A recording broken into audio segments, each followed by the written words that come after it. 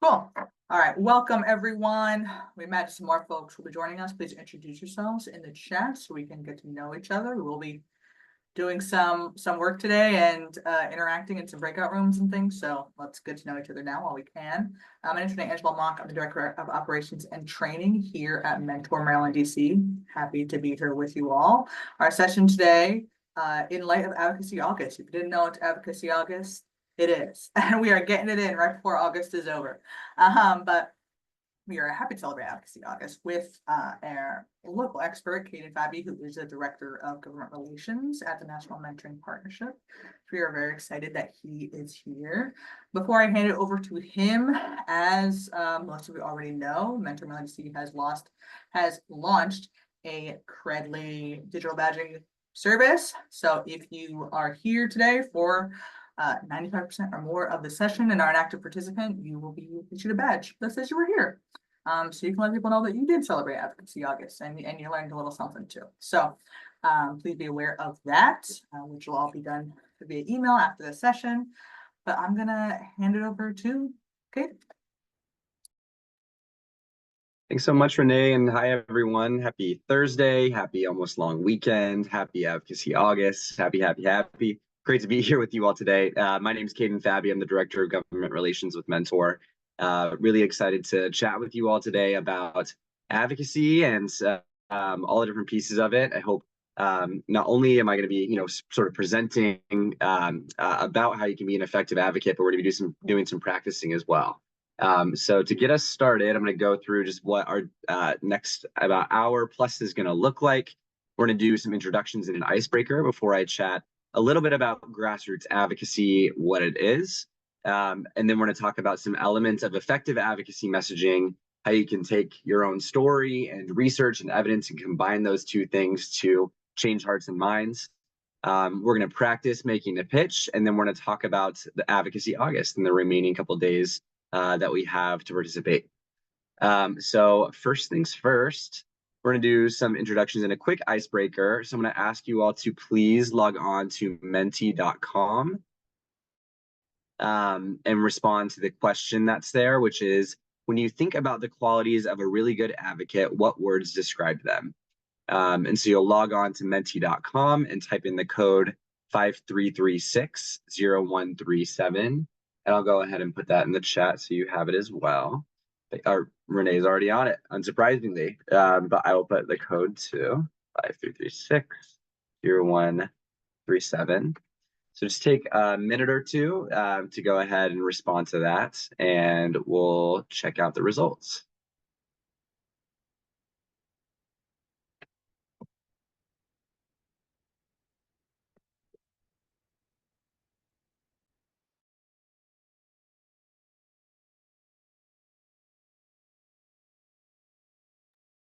If you just hopped on, we're doing a quick icebreaker. Please log on to menti.com and use the code that's in the chat, 53360137, and respond to the question, which is, when you think about the qualities of a really good advocate, what words describe them?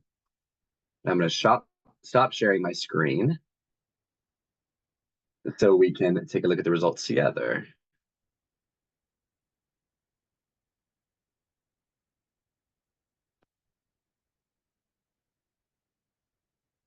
Right. Hi, I see some faces. Okay.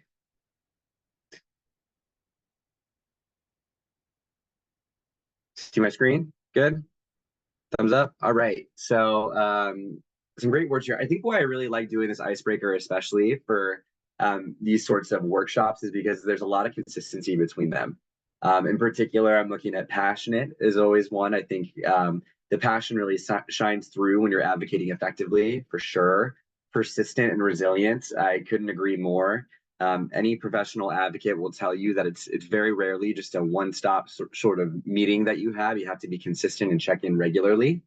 A storyteller, that's a really great one. I want to practice doing that today.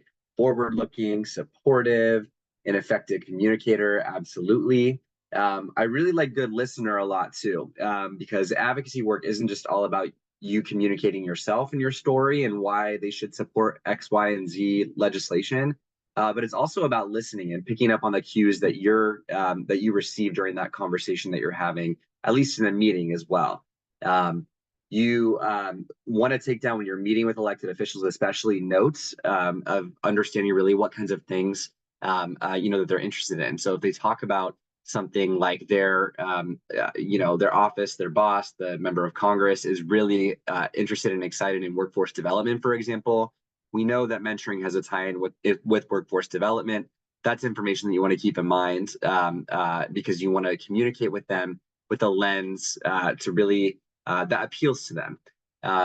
Just like appealing to a funder or recruiting a new volunteer for your program, you want to try to appeal to their own interests and sort of passions. And so being a good listener, I think, is a really great one. Democratic, great, supportive, fierce. I love that one. Shows up. Absolutely. You need to sort of be there. Yeah, absolutely. I think it ties in with consistency. And then knowledgeable. Good stuff, y'all. I love seeing these words. I'm making a big word cloud of all these that I've done throughout the past year. So thanks for doing your piece there. I appreciate it. I'm going to pull up my slides again.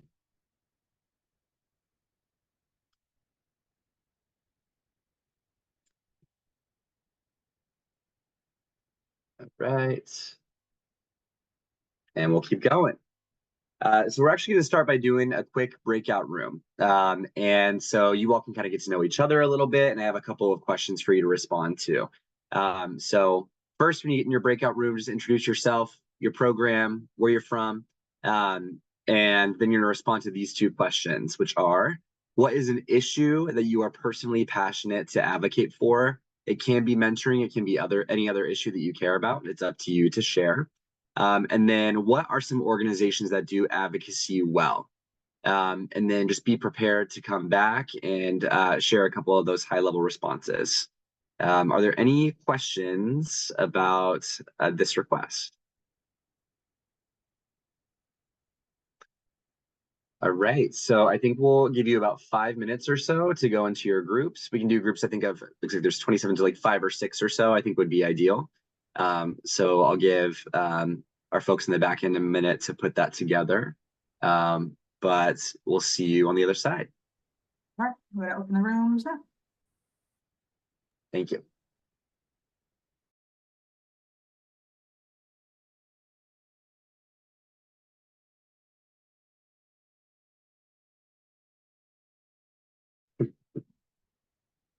Everyone's back.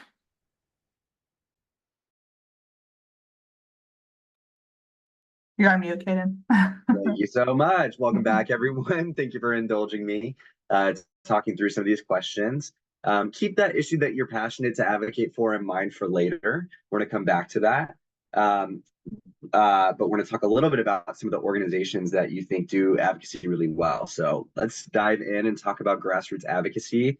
And I'm going to ask folks to either come off of mute and respond with some of those organizations that came to mind, or to share in the chat. Anyone want to hop in and share? Again, what organizations do you think do advocacy well? Interfaith Works. Could you say that again? Sorry, I missed that. Interfaith Works. Interfaith Works, awesome. Is that a local organization or a national? It's a local organization in Montgomery County that does advocacy for affordable housing, economic justice. Awesome. Thank you for sharing that. And I think I love, especially, I think some of the best advocacy work, really, it all starts at the local level. That's what grassroots advocacy is all about. It's all about local communities coming together to advocate for themselves. And that sounds a lot like what Interfaith Works is doing in Montgomery County. So thank you for sharing that. Other responses, what organizations do you think do advocacy really well? Can be national, local. CASA does really good in-court advocacy for youth. Yes, definitely. And they, have a national organization, but they do a lot of, branches of their organization that do such great advocacy for young people at the local level too. So couldn't agree more. Other responses, again, can be local or national. In the chat, I see Mikva Challenge and Nacho, NACCHO. Awesome. Catholic charities. Catholic charities, definitely. Yes. Some of my past experiences was with the National Head Start Association for Head Start programs and children, families birth to 5, and then the Coalition for Juvenile Justice. Absolutely, both of those great responses. The Coalition for Juvenile Justice, I know, mentor. I join those meetings regularly, and they do such a great job of staying on top of, JJ related issues at the national level, and are doing really great work. Couldn't agree more. Any other final additions?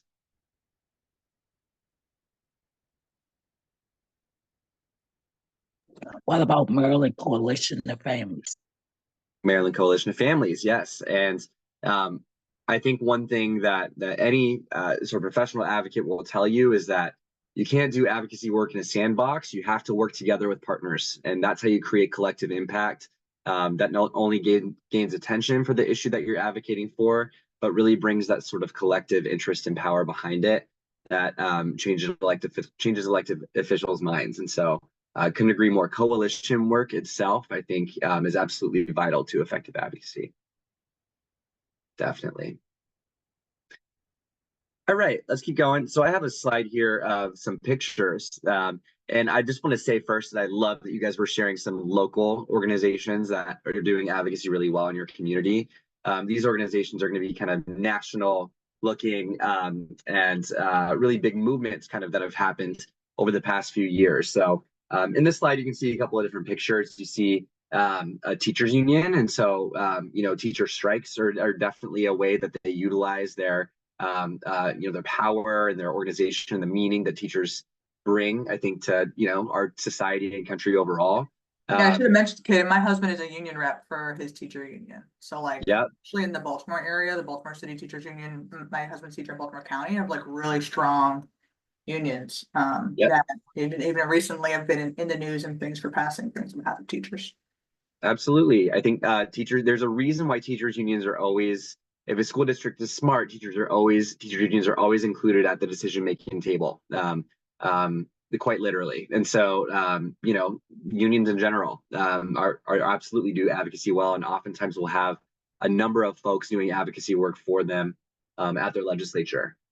We saw young people stand up in a lot of different ways in recent years, and I know it's been inspiring to me, and I'm sure it has to a number of you all as well. But the movement for climate change, and in particular, you see here the Green New Deal, but the Sunrise Movement got a lot of attention a few years ago, all about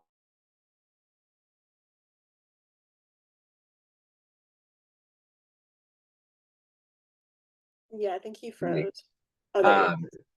Moms Demand Action is another Caden, you one. froze for a second. If you want to go back. Sorry, it looks like my internet might be a little bit unstable. I was just talking about the greatness of the youth standing up for this in the Sunrise Movement and advocating for climate change policies. And then also we saw such a large movement in response to the mass shootings that have happened in schools in recent years. In particular, I think of Parkland and the March for Our Lives that was organized by some of those young people.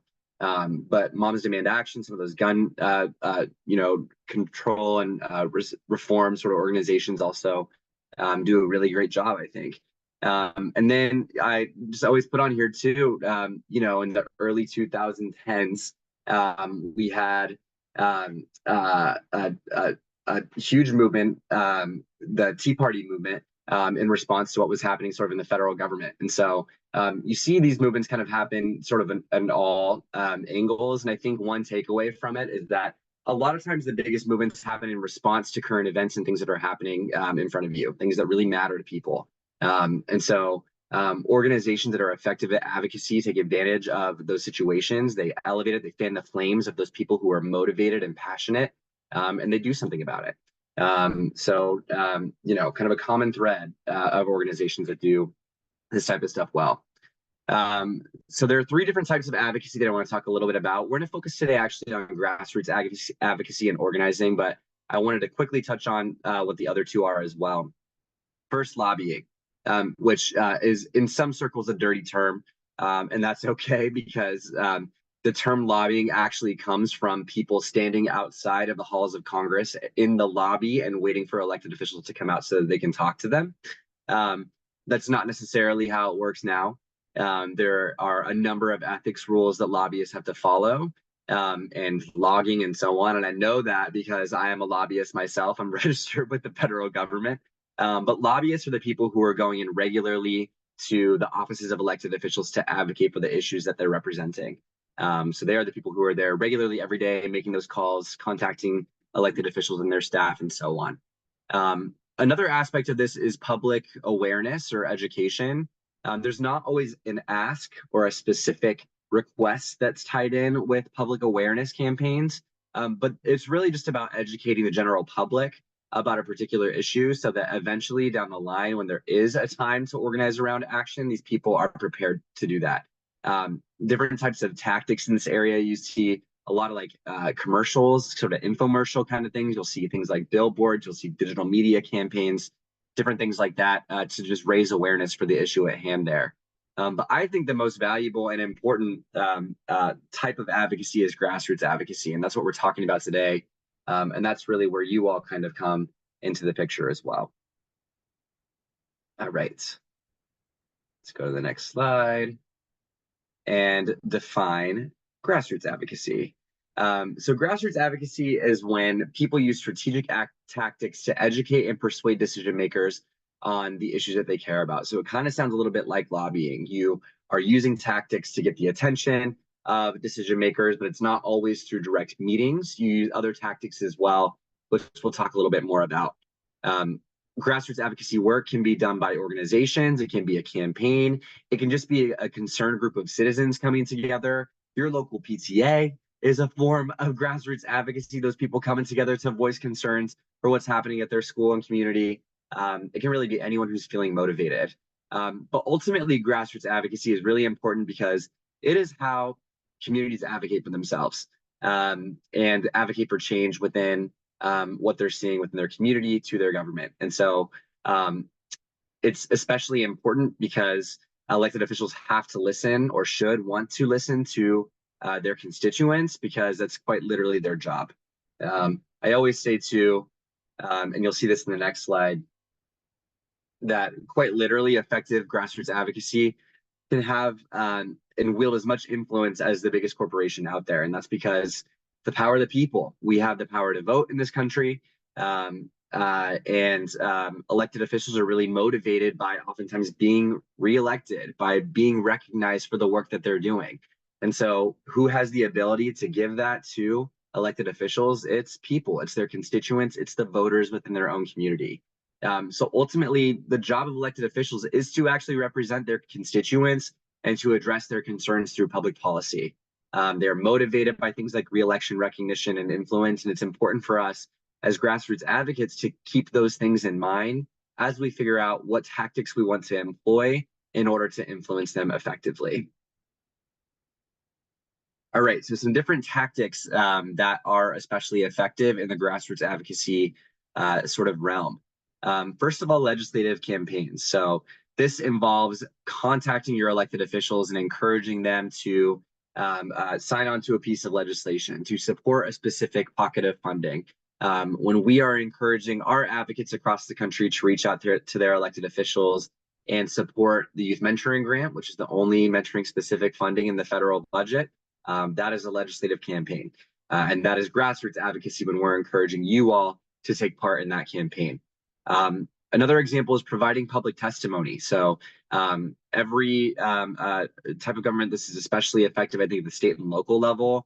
I know even at the especially local level within townships or cities, they have a certain amount of time that they give to the public to just go up and share testimony about an issue that's impacting them or that they care about. This is especially effective because it is directly to the decision makers. They cannot really ignore that. It is right in front of their face. And so that verbal type of testimony is especially effective. You see this happen a lot of times at school boards, at state legislatures, especially. I've done that at the Maryland Assembly a couple of times about bills that I worked on in my advocacy past. And I know that was especially effective, again, because it's directly to the elected officials who are in the room. You can also provide written testimony. So instead of going up there and verbally kind of giving a speech and accepting questions, you can just write out something and submit it for the official record. How you approach or do that will depend on the governing body. They have their own rules or procedures to approach it. But ultimately, what you're doing, you're providing that public testimony is a response to a specific piece of legislation that a hearing is being held on. And so really effective ways, I think, of doing really good grassroots advocacy.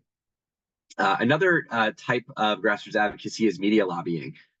So doing, I mean, you see this happen on TV. You know, they're talking about prescription drug costs, for example. That might not be coming from a grassroots organization, but they're encouraging you to do grassroots work. They want you to reach out to your elected official and encouraging them to support a specific policy or piece of legislation.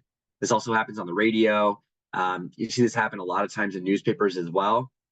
Things like op-eds, things like letters to the editor, the responses to news articles. Those are all different forms of media lobbying that can be especially effective.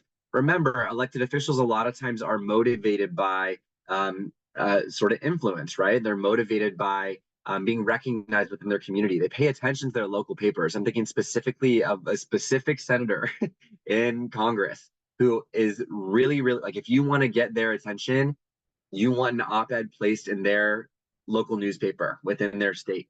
And so just a really, I think, effective way to get the attention of elected officials for sure is just by writing an op-ed and submitting that to a local newspaper. Social media, of course, is especially impactful. I'd say especially at the state or local level, and I'll just share one example of this that I've experienced in my advocacy history. So when I was a student body president in my college, and we were organizing to get a bill passed for medical amnesty for young people, essentially saying that if you're under 21 years old and you have been under the influence, that you could call to get help for someone who needs medical attention without being penalized. This is a law that's been passed in something like 35 states, but in my home state of Nevada, it hadn't been approved yet. So we worked with what's called the Nevada Youth Legislature. They're allowed to submit a bill for consideration every year. We worked with them. We put together this whole entire campaign. We did the hearings. We went and testified. We thought this thing was good to pass, no question. And it was coming up to the very end of the session, of the legislative session, and it still hadn't been put up for a vote yet in the House. And I happened to have a friend who was a reporter from a media outlet that was working there, and he messaged me on Twitter and was like, hey, you know, I asked about this bill, and it's not on the docket right now. It's looking like it's not going to be heard. And so I was not one to give up, nor am I ever. And so pretty quickly as I could, I organized young people on social media to tag their representatives across the state and encourage them to bring up Assembly Bill 464 for a vote with reasons why. I had template messaging ready to go. And it got so much attention and response from those elected officials, from young people across, or to the elected officials from young people across the state, that they ended up bringing it up for a vote and it passed. And so I think that really just goes to show you that, again, especially at the state or local level, when usually it is actually the elected officials who are running those social media accounts, they really do pay attention to them, and it really can make a big difference and lead to the ultimate passage of your bill. So social media matters in the advocacy world, again, especially at the state or local level. And then finally, one really effective strategy for grassroots advocacy is through sort of mass movements. So what this means is showing up either physically or like tangibly in certain ways. So protests, things like boycotts, walkouts, those marches, or March for Our Lives, those big mass movements where you're showing up visibly, obviously get a lot of attention. And the reason why is because it ties in with all these other forms of advocacy as well. Usually if you have enough people showing up, you're going to have media there covering it as well. And usually these types of movements are tied into specific legislative campaigns and asks as well. And so just a really effective form of grassroots advocacy that certainly gets the attention of folks. All right, I'm going to take a sip of coffee and we're going to talk a little bit about advocacy messaging now. So the next few slides are graphs from an organization called the Congressional Management Foundation. The CMF puts together this survey every few years where they survey congressional staff on a variety of different questions. And there's always some really, I think, salient takeaways that we take from them and certainly learn from.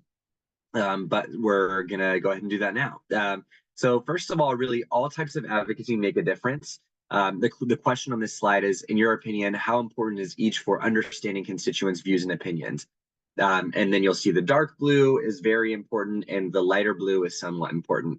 So overall, like meetings between staff and constituents, 99% of the staff say that as at least somewhat important. But you see a good percentage of them say it is very important as well. I'll say a lot, these members of Congress and their offices want to hear from constituent groups as well. So you'll see again, 99% of offices or of the staff that were surveyed see that as important. Attending events can be especially effective as well. Meeting in person with the elected official at that time, asking them a question, letting them know who you are can be especially vital. But ultimately, what is the most or very important, thing that makes the most difference is meetings between the member or senator and constituents. And so if you're able to secure ever that direct meeting with the elected official, and certainly that makes a difference at the national level, but really at the state and local level too. I can attest to my experience advocating in the state of Maryland, especially when the assembly is not in session. The representatives within your region are in their communities and they are willing to meet with you about the issues that you care about. And so that can really, really help you. And what's really nice about those meetings is that not only do they share with you, what they view about the issue, but they also can point you to a different direction on where to take your advocacy next. I think that's always, again, advocacy is about listening and responding to what you hear. This next one, personalized messages from constituents. And we always say put the emphasis on personalized as well, because the template emails can be effective that come from organizations like us. We provide it, a template and make it really easy for you. What really makes a difference is changing up those messages with your own story. Those will get read and responded to. And I think it's kind of intuitive, right? If you are in the office of a member of Congress's and you receive like 15 of the same message, that has a little bit less of an impact than someone sharing some of that message and then some of their own personal story tied in with it. And so we always encourage you as much as possible to, personalize your email messages and communications when you're encouraging offices to take action as much as possible. And then, of course, you see in-person town hall meetings and telephone town hall meetings really making a difference as well. But ultimately, elected officials place a really high value on groups and citizens that have built those relationships with the elected official and their staff over time. How do you do that? Is you meet with them and you stay in regular contact with them. All right.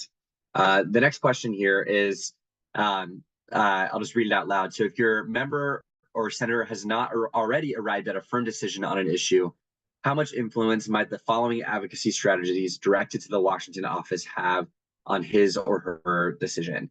And so ultimately the takeaway here is that direct constituent interactions, so direct interactions directly between us and the offices that represent us, have more influence than other advocacy strategies. So those in-person visits on things like Capitol Hill Day that Mentor puts on each year are especially effective.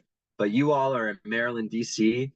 You have access to Washington, D.C. and the Capitol more so certainly than the entire rest of the country, really. And so you're able to do those federal meetings, I think, a lot easier. But virtual meetings really are a thing too. That's one thing. I actually didn't put this question in these slides, but one thing that's changed a lot as a result of the COVID-19 pandemic is that offices just in general are a lot more open to having virtual calls, virtual Zoom meetings.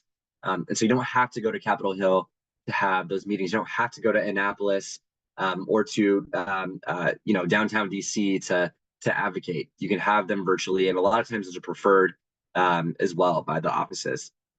But again, in-person visits are especially effective. Contact from representatives of groups, again, is especially helpful. Those individualized email messages really make a difference. Postal letters, I'd say, are not as effective anymore, but they're rare. So I guess when you're receiving a postal letter, you might pay special attention to it. And then again, like I was mentioning before, those local media placings can make a really big difference. Phone calls, we always encourage folks to, when we're especially trying to get attention around a legislative issue, making that phone call can really make a difference. There are people within congressional offices who, write down the responses that they hear, and the advocacy that they hear in those phone calls. And similarly, in the offices of representatives in Annapolis or in DC, they do the same thing. And so they can really make a big difference in advocating for the issue that you care about. And one last thing I want to note here is that you'll see last year, these last two things, form email messages. I'm not going to talk about that again. 56% say they make some positive influence, but ultimately not a huge significant influence. But this right here, this piece, visit from a lobbyist, you see 83% say it's at least somewhat important, but a lot of positive influence, that's maybe like 10%. And that's why I always say that, like, myself as a lobbyist in Washington, D.C., matters, but not as much as a visit from you all does. You all really make a difference. Again, these offices want to hear directly from their constituents because they want to understand how the issue is impacting their specific community. I can talk a little bit about how these issues can impact Washington, D.C. as a D.C. resident. I can maybe even talk about it a little bit as a former, resident of Las Vegas or of Reno or of, PG County. But I cannot talk about how these issues really effectively can impact Eastern Shore, Maryland, or Baltimore City, or Western Maryland. It's just not where I have experience myself. And so I can share data from those places, I can share polling from those places, but I can't share the personal experience from those places and what I see. And that's where you all are especially valuable, is seeing or sharing what you see every single day and how you think these policies would positively impact the young people within your community. All right. Let's keep going. And this is the last of these sort of graphs. I want to talk about how the content of your message really matters. So elected officials are always looking for certain information when they are receiving a message from an advocate. They are looking for the number of constituents that are affected. They're looking for things like estimated economic impact, if there's any, and they're looking to hear success stories from your community. They want to see data. So they want to hear about the impact that your program is having, how many young people you serve, how many volunteers you have, what are the outcomes that are coming from the programming that you're putting on for the young people in your community. Ultimately, citizen advocates are much more influential and contribute to better public policy when they're sharing personalized and that local information to officials. So that's really what you're seeing in this graph here. So the question here is, how helpful is it for messages from constituents to include the following, and how frequently do messages from constituents include the following? And I think just this dichotomy between the two is really stark, right? So this first one here, information about the impact of the bill, about the impact the bill would have on the district or the state. So 91% of the staff say that is very helpful or helpful, right? Like, they really, really want to hear that information, but only 9% of the time do they hear it frequently enough. And so that tells you that bringing that type of information of the impact that it would have on your specific region or city or state is where you can make a really big difference. Secondly, the constituents' reasons for supporting or opposing the bill.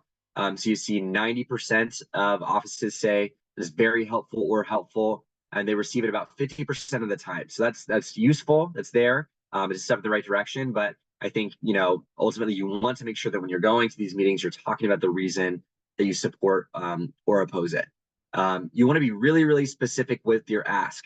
And we'll talk about what that looks like in just a moment. But you want to come in there. You don't want to just kind of lollygag and talk about what you do as a program. You want to go in there with a specific purpose. You want to go in and you say, I want you to do this for me, and this is why. And here's why it'll make a difference. And you want to tell a story about the impact that it would make. And that's this last option here on the bar graph, is a personal story related to the bill or issue. You see that 79% of offices find it very helpful or helpful, but only 18% of people come to these meetings or share messages that include a personal story. Again, those personal stories make a really, really big difference, and we do not do it enough, clearly. All right, we want to talk now about some of the elements of effective advocacy messaging. And then after that, we're going to go into some breakout groups and we're going to practice. Just doing a quick time check. We are good. All right. Another sip of coffee. So first of all, just some advocacy communication best practices. First, as I just mentioned, you want to have a specific ask and clear goal in mind. You want to be really clear with what you want the office to achieve for you or do for you. You want to discuss the impact, the importance, and the urgency of whatever you're advocating for to the constituents or to them for your constituents and the people that are the bill would impact. You want to communicate with a lens that would appeal to their perspective and passion. So again, this is why it's important to listen to what the elected official in their office has to say and the issues that they care about. And then you always want to connect to humans too. This is where the personal story comes in. You want to have some kind of an emotional appeal that kind of tugs at the heartstrings a little bit as well. So when you are developing your ask, we have here just some different things that you can actually ask for. So what an office can do for you. On the left side, you see the ideal. So that's asks that actually lead to a policy change. And on the right side, you see relationship building asks. So these are different things that offices can do for you that ultimately can lead to achieving those policy goals. So on the left side, you'll see introducing or voting for a piece of legislation. They can send a letter to a government agency about a specific concern. They can sign on to official letters for you in support of something. They can help you find or gather information from agencies and research services. And I always take just a second to talk about this one a little bit.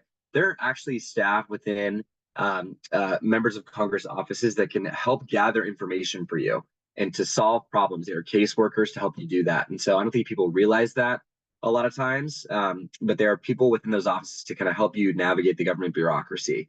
And so if you ever run into issues with, applying for a federal grant or gathering information, you have people to help you within your representative's office. And then, of course, they can always submit an official statement to the record.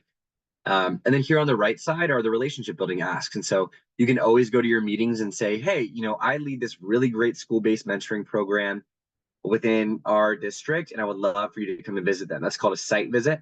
And a lot of times these site visits will allow the elected official to see the work happening right in front of them. And again, can eventually lead to them doing something really tangible in support of your type of programming. You can write articles, or they can write articles for your newsletter. You can spotlight them in your newsletter or for local or national media.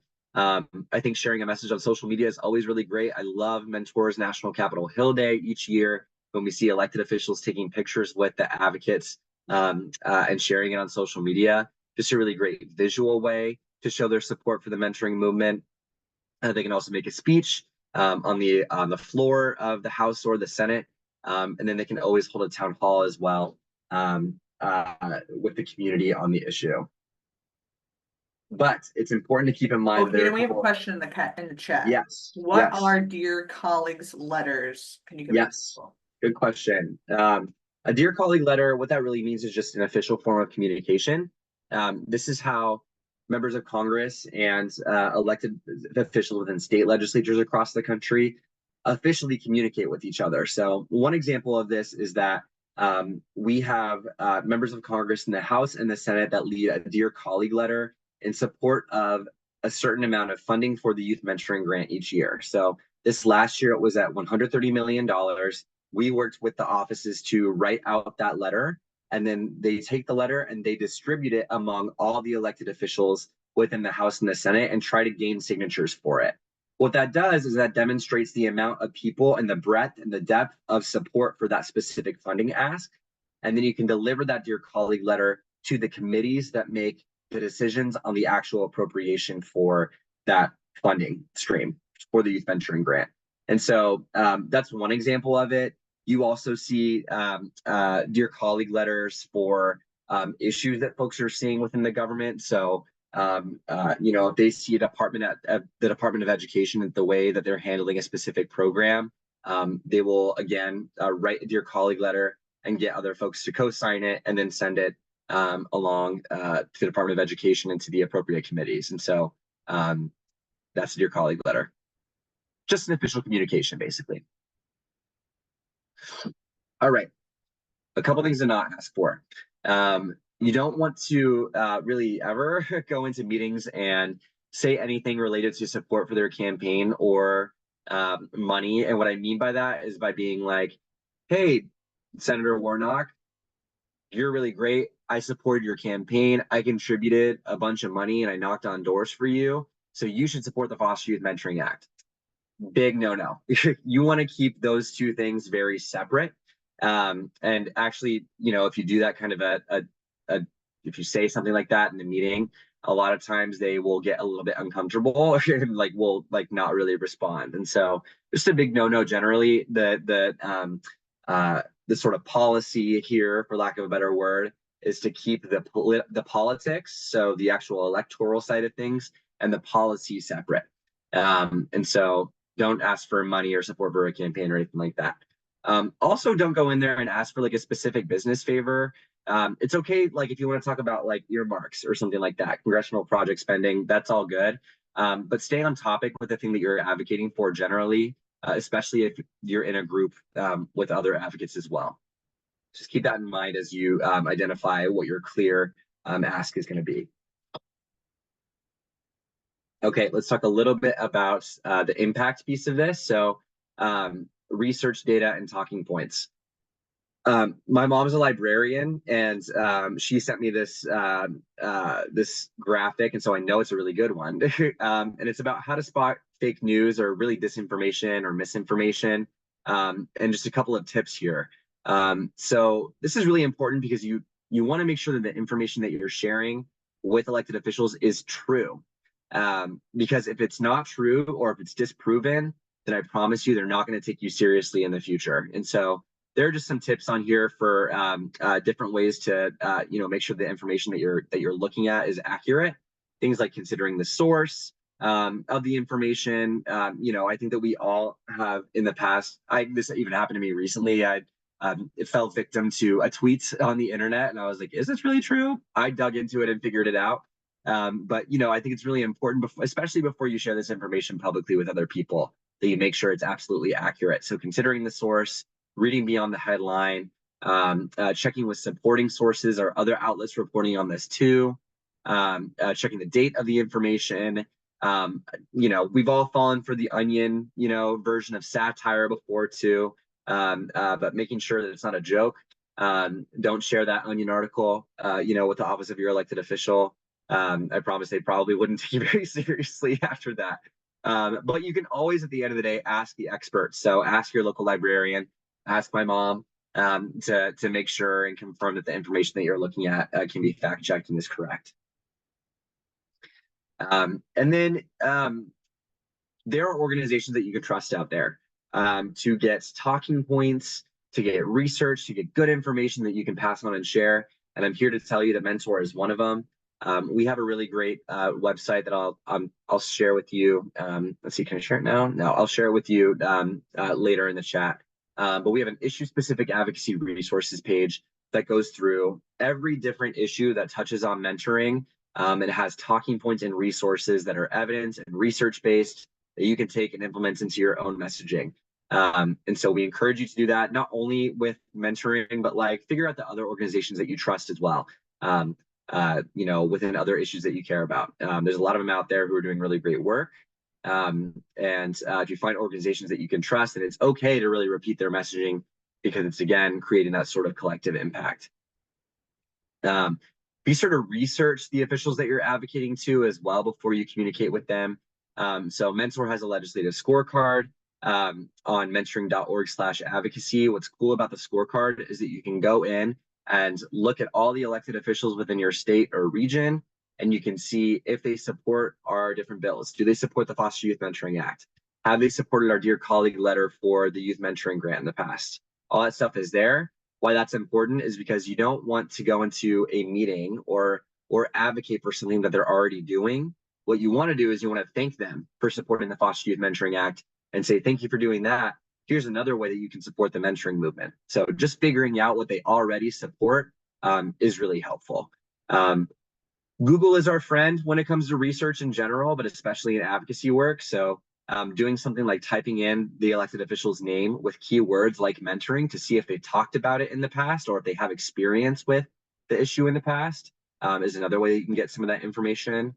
And then looking for connections based off of their life experience. I'll say that some of our best advocates for mentoring we have gotten to because like they were on the board of a Big Brothers Big Sisters chapter, or they ran a Boys and Girls Club. They supported after school programs in the past. Their wife is a teacher. Like all these different things can be especially helpful, and finding those connections can be really helpful for you to get in. And I'll also say that elected official or the staff that you're meeting with is going to be impressed by you doing your research and will note that you're serious about what you're advocating for, and will really allow you to take your conversation kind of to the next level. So do that research in advance. It always really helps. And then as much as possible, bring data of your impact. I talked about this a little bit before, but you want to bring information on the constituents that are affected, success stories from your community, the outcomes that are coming for your programming, all that stuff really makes a difference, along with storytelling, which is what we're going to do now. So again, I always tell people that the two most important things when you want to be effective at advocacy messaging are that research and evidence piece and impact and telling your story. And so these are some questions that can help shape your personal story, which we're going to practice in a little bit. Why did you become an advocate for this issue? How does the issue you're advocating for affect you or affect your community? And then do you have friends or family or clients or customers, mentees, mentors, families that you've impacted that have compelling stories that you can lift up and share within your advocacy messaging? So always kind of keep these messages in mind. And now we're going to practice just a little bit. Thank you for putting that all in the chat. Your personal story. So we're going to give you just a few minutes now to think back to the issue that you brought up in our icebreaker originally. So whatever issue that was, you're going to talk about why that issue is important for you in your personal story. And then you're going to share that in breakout groups. So right now, just take a few minutes to write down a few sentences about why you care about this issue personally. And then we'll move you into breakout rooms and you'll share and sort of do that pitch within that space.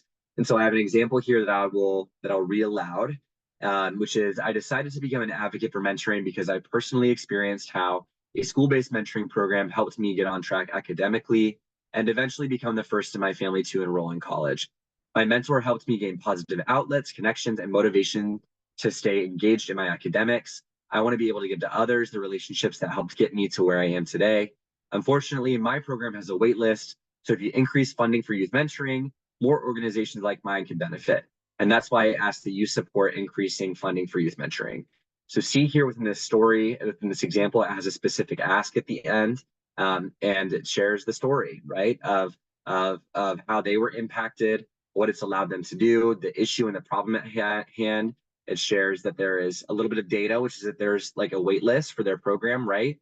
And it combines that all into one really effective and persuasive message. And so now I'm going to give you just a few minutes to go ahead and write out your personal story. You can take 5 minutes to do that. So maybe at 12:03, we'll move back into breakout rooms. Does that sound good, Renee? Yes, so the breakout rooms will move you there automatically. And how long should they be in the rooms? Good. Let's see. Let's do We'll have 8 like minutes 4 in the people rooms. in each room. Okay, perfect. Yeah, let's do 8 minutes. Yeah. 8 minutes, or let's do 10 minutes in the rooms. Okay. All right.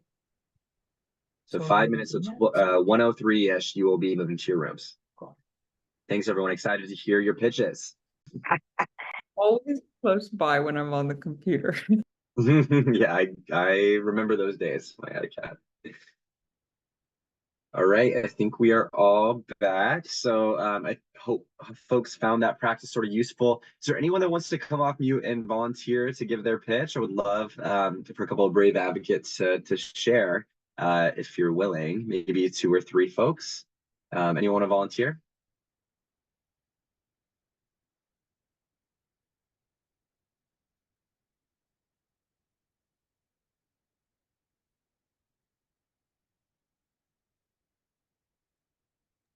I would be happy to go. I will say, my group we discussed kind of ways that this could be bettered. So I'll say this with a grain of salt. I said I started working at the age of 16, which opened me up to multiple opportunities. It gave me structure outside of school, provided me with interpersonal and professional skills, and provided me with a network of adults who cared about my success. There are over 4 million youth in the US who are disconnected from both work and school, and thus do not have a vision of what their future could look like, or an ability to practice the skills that would benefit them in adulthood. By increasing incentives for businesses to hire young people, you could provide more opportunities for young people to connect with the professional world and start working towards their futures. Thank you for sharing, Rebecca. Great job. I love there was a specific ask there at the end. You talked about your own personal experiences and some information and data to really back up why we're advocating for matters and will make a difference. So check, check, and check. Great job. Anyone else want to come off mute and share? Don't bite.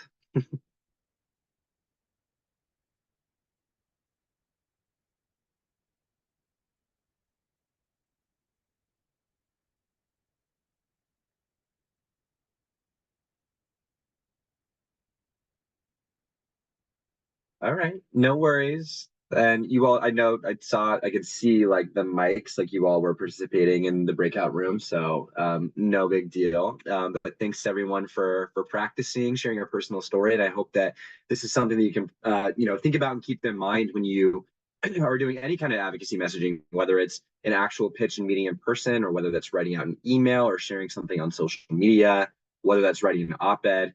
These lessons really kind of apply across the board, no matter what you're advocating for. So I hope you found that helpful. In our last few minutes here, we're going to talk about Advocacy August, and then I'll just open it up to Q&A to folks to ask me whatever they want to. We're in our last 3 days now of Advocacy August, but just wanted to share overall what the campaign's about and some ways that you can take action these last couple of days. So each year, Mentor manages what's called the Advocacy August campaign. We do so to encourage youth mentoring advocates to get inspired, to increase their skills, and to take action in support of policy that would increase mentoring opportunities for young people. This year, the focus has been on sharing advocacy wins, on voter engagement, given that we're in an election year, and on increasing participation of advocates for them to become what we call advocates in states across the country.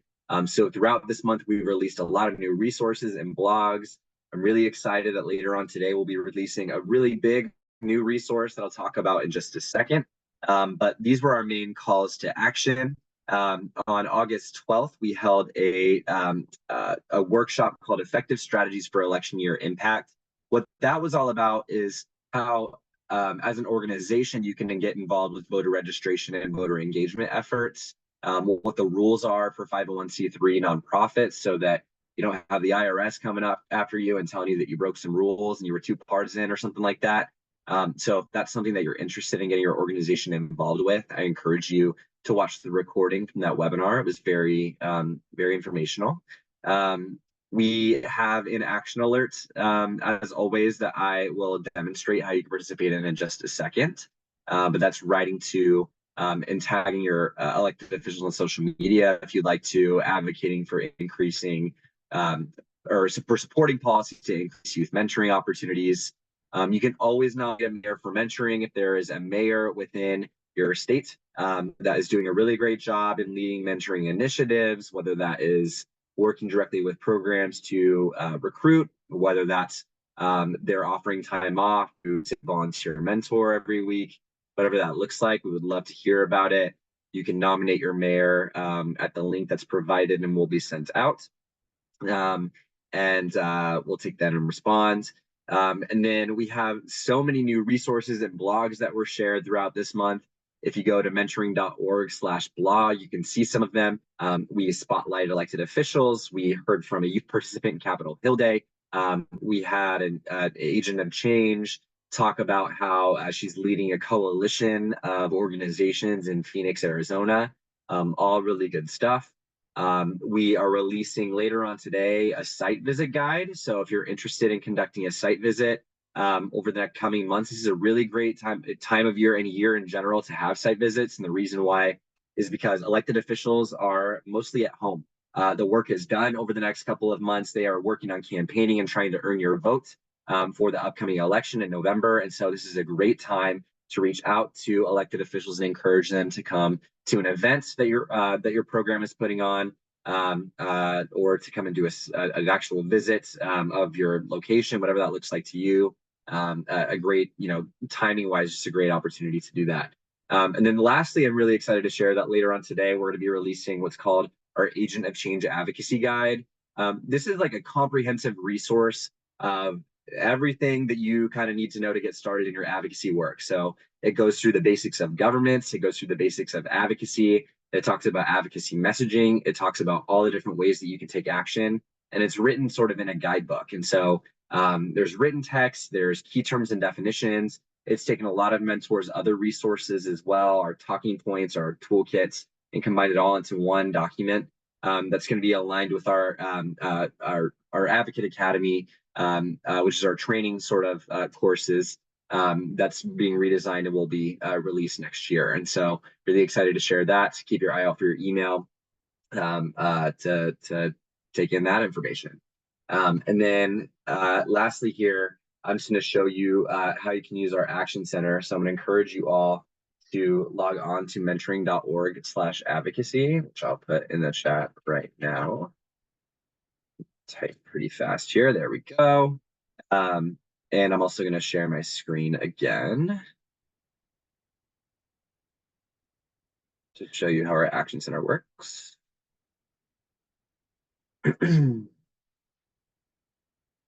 Okay, so when you go to mentoring.org/advocacy, this is the main web page, and you scroll down just a little bit, you see this big banner that says Action Center. So at any given time, you're going to have a number of campaigns that are listed on here that you can write about. And so usually there will be things like support the Foster Youth Mentoring Act, the Youth Workforce Readiness Act, support school-based mentoring.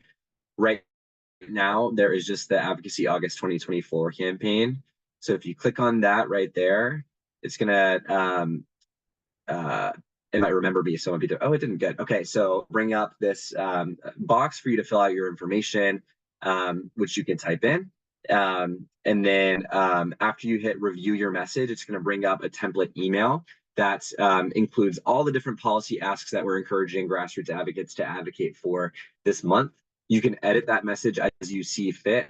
If you just did your pitch about advocating for youth mentoring, you can probably even copy paste that information and add it into the template message. It will place you with the elected officials based off of the address that you enter in. So it'll connect you directly with your elected officials, and then you click send. And so it really is like max 5 minutes that really makes a difference for you to advocate to your elected officials and really get our message kind of out there. One other thing that I wanted to show you in our Action Center, I brought this up earlier, but our scorecard. So if you go right here, this little widget that says scorecard, and you click view scorecard, you can scroll down a little bit and you can see every senator and then every member of the House of Representatives is listed on here.